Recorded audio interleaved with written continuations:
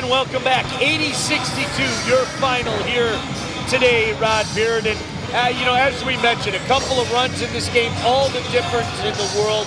And when you take a look at the highlights, this was a back-and-forth game for the most part in that first half. Let's start the first half with some of the first half highlights. Well, back and forth, this game had a lot of flow to it. See Saginaw getting out early, hitting from the outside. And there was so much worry about Emily Wendling in the first half that the game plan was just to hit from the outside and come back in the second half with their inside play. See a couple of threes there from the Carrier sisters. And that just carried over. I mean, I think Wayne State wasn't able to adjust to that in the first half, and they came out in the second half and had a different game plan that they had to adjust to. And you see Grace Whalen there, career high, 18 points, 5 rebounds. Was a tough match inside, and even when Wendling wasn't on the floor, she provided an offensive option for Saginaw Valley. And then you see Wayne State, that was Shannon Wilson. I liked her game today. She had 16 points off the bench, getting ahead there to India Hawkins. Hawkins had 7 points. I mean, it just didn't flow, though. Offensively, Wayne State shot 48% in that game. Defensively, they just couldn't get the stops when they needed them. When you look at the stats also, Saginaw Valley, we shot 42%, but they got timely baskets, and then they got those free throws, 15 of 16 for the game.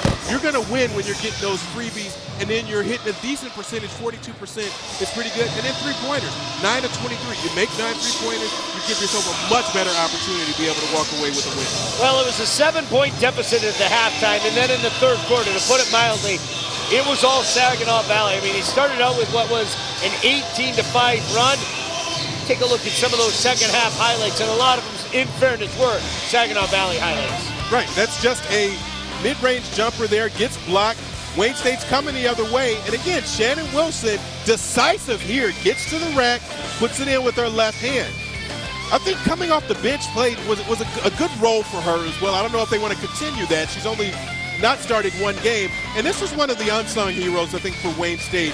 To see Brooke Wallace come in, go 4 for 4, 8 points, 4 rebounds in just 11 minutes. Ashley Wilson with the reverse there. But you didn't have a consistent scorer outside of Shannon Wilson, and I think that was the issue.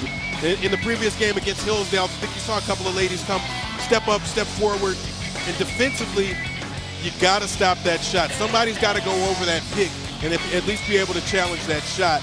Saginaw Valley, 5 players in double figures, led by Wendling and Whalen with 18 apiece, and then Caitlin Carrier with 17. That was the story of this game. And you look at the stats, it doesn't look like an 18-point win by any of the stats that you see there on the page.